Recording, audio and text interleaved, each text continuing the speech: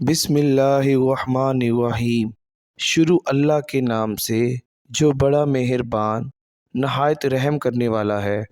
آج میں جو واقعہ بیان کرنے جا رہا ہوں وہ واقعہ ایک بچے کے ایمان کی آزمائش کا واقعہ ہے۔ مسند احمد میں ہے، رسول اللہ صلی اللہ علیہ وآلہ وسلم نے فرمایا کہ اگلے زمانے میں ایک بادشاہ تھا۔ اس کے ہاں ایک جادوگر تھا۔ جب جادوگر بوڑھا ہوا تو اس نے بادشاہ سے کہا کہ میں اب بوڑھا ہو گیا ہوں اور میری موت کا وقت قریب آ رہا ہے، مجھے کوئی بچہ سونپ دو، میں اسے جادو سکھا دوں۔ چنانچہ ایک ذہین لڑکے کو وہ تعلیم دینے لگا۔ لڑکا اس کے ہاں جاتا تو راستے میں ایک راہب کا گھر پڑتا تھا، جہاں وہ عبادت میں اور دعاء و نصیحت میں مشغول ہوتا۔ یہ بھی کھڑا ہو جاتا اور اس کے طریقے عبادت کو دیکھتا اور آواز سنتا، آتے جاتے یہاں رک جایا کرتا تھا۔ جادوگر بھی مارتا اور باپ بھی، کیونکہ وہاں وہ دیر سے پہنچتا، یہاں بھی دیر سے آتا۔ ایک دن بچے نے راہب کے سامنے یہ شکایت پیش کی۔ راہب نے کہا، جب جادوگر تم سے پوچھے کہ کیوں دیر ہو گئی تھی تو کہنا گھر والوں نے روک لیا تھا، اور اگر گھر والے بگڑے تو کہنا جادوگر نے روک لیا تھا۔ یوں ہی ایک زمانہ گزر گیا۔ ایک طرف وہ جادو سیکھتا تھا اور دوسری طرف کلام اللہ اور دین اللہ سیکھتا تھا۔ ایک دن یہ دیکھتا ہے کہ راستے میں ایک زبردست ہیبت ناک سانپ پڑا ہے، جس نے لوگوں کی آمد و رفت بند کر رکھی ہے۔ ادھر والے ادھر، ادھر والے ادھر ہیں اور سب لوگ ادھر ادھر پریشان کھڑے ہیں۔ اس نے اپنے دل میں سوچا کہ آج موقع ہے کہ میں امتحان لوں، راہب کا دین خدا کو پسند ہے یا جادوگر کا۔ اس نے ایک پتھر اٹھا کر اور یہ کہہ کر اس پر پھینکا کہ اے خدایا، اگر تیرے نزدیک راہب کا دین جادوگر کی تعلیم سے زیادہ محبوب ہے تو اس جانور کو اس پتھر سے ہلاک کر دے، تاکہ لوگوں کو اس بلا سے نجات مل جائے۔ اور پتھر لگتے ہی وہ جانور ہلاک ہو گیا اور لوگوں کا آنا جانا شروع ہو گیا۔ اور پھر لڑکے نے جا کر راہب کو خبر دی۔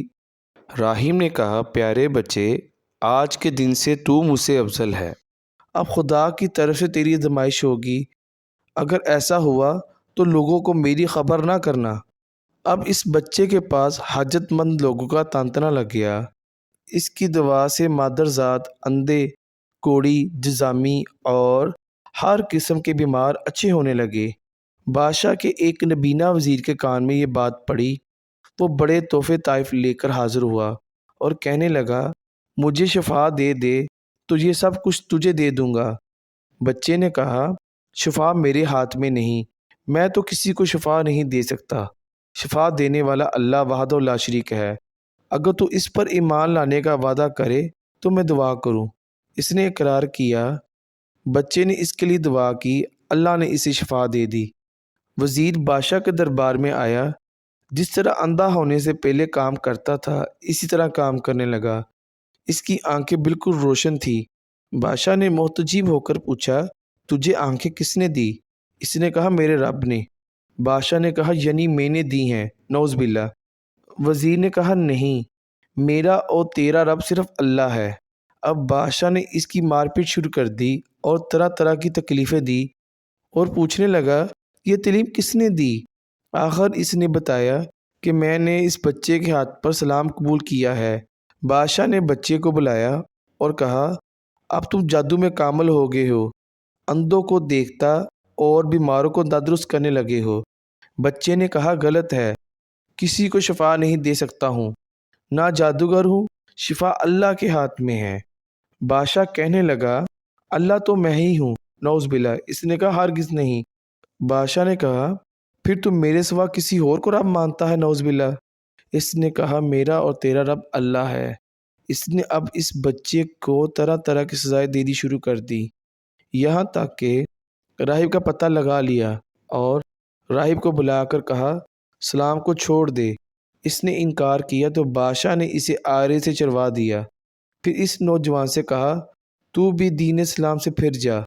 اس نے بھی انکار کیا تو بادشاہ نے اپنے سپاہیوں کو حکم دیا، اسے فلاں پہاڑ کی چوٹی پر لے جاؤ، وہاں پہنچ کر بھی اگر دین سے باز آ جائے تو اچھا ہے، ورنہ وہیں سے دھکا دے دینا۔ चुनाचे इसे पहाड़ी की चोटी पर ले गए।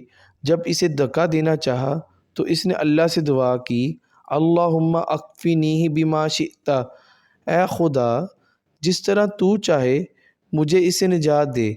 इस दुआ के साथ ही पहाड़ हिला और सब सिपाही नीचे गिर गए। सिर्फ वही बच्चा बाकी बचा। वहाँ से बादशाह के पास गया।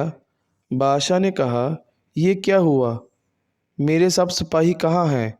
बच्चे ने कहा, खुदा ने मुझे बचा लिया, वो सब हलाक हो गए। बादशाह ने अपने दूसरे सिपाहियों को हुक्म दिया, इसे कश्ती में बिठा कर ले जाओ और समंदर में फेंक आओ। ये लोग इसे लेकर चले और बीच समंदर के पहुँच कर जब इसे फेंकना चाहा तो बच्चे ने फिर वही दुआ की, बारे इलाही जिस तरह तू चाहे मुझे इनसे बचा। दुआ के साथ ही मौज उठी और सारे के सारे सिपाही समुद्र में डूब गए। सिर्फ वही बच्चा बाकी बचा। फिर बच्चा बादशाह के पास आया और कहने लगा, मेरे रब ने मुझे बचा लिया और ऐ बादशाह तू चाहे कितनी तदबीरें भी कर ले, मुझे हलाक नहीं कर सकता। सिर्फ एक सूरत है, जिस तरह मैं कहूँ अगर तू इस तरह करे तो मेरी जान निकल सकती है। इस बच्चे ने कहा, तमाम लोगों को एक मैदान में इकट्ठा करो और खजूर के तने पर मुझे सूली चढ़ा दो, मेरे तीर को मेरी कमान पर चढ़ा दो और बिस्मिल्लाहिर्रब्बि हाज़ल ग़ुलाम यानी अल्लाह के नाम से जो इस बच्चे का रब है पढ़कर तीर मेरी तरफ फेंक दो, वो मुझे लगेगा और मैं मर जाऊंगा। बादशाह ने यही किया। तीर बच्चे की कनपट्टी में लगा। इसने अपना हाथ उस जगह रख लिया। चारों तरफ से ये आवाज़ बुलंद होने लगी, हम इस बच्चे के रब पर ईमान लाए। ये हाथ देकर बादशाह के साथी बड़े घबराए और कहने लगे, हम तो इस बच्चे की तरकीब समझे ही नहीं, देखिए इसका क्या असर पड़ा। सब लोग दीन इस्लाम में दाखिल हो गए। हमने तो इसे इसलिए कत्ल किया था कि कहीं इसका मज़हब फैल ना जाए, लेकिन जो डर था सामने आ ही गया और सब मुसलमान हो गए। बादशाह ने कहा, अच्छा ये करो, तमाम महलों और रास्तों में खंदकें खुदवाओ, इनमें लकड़ियाँ भरो और आग लगा दो। जो इस दीन से फिर जाए छोड़ दो और दूसरे को इसमें फेंक दो। मुसलमानों ने सब्र शकीब और सहारे के साथ आग में जलना मंजूर किया। अलबत्ता एक औरत जिसकी गोद में दूध पीता छोटा सा बच्चा था, ज़रा झपकी तो इस बच्चे को खुदा ने बोलने की ताकत दी। इसने कहा, अम्मा क्या कर रही हो, तुम तो हक पर हो, सब्र करो और इसमें कूद पड़ो। इस वाक़े से हमें ये सबक मिलता है, अगर अल्लाह पर ईमान मजबूत हो, खुदा उसको बड़ी से बड़ी आजमाइश से बचा लेता है। अल्लाह पाक हमें नेक काम करने की तौफीक दे और 5 वक़्त की बाद जमात नमाज अदा करने की तौफीक दे, आमीन। ये वाक़या अपने इख्तिताम को पहुँचा। अल्लाह हाफ़िज़।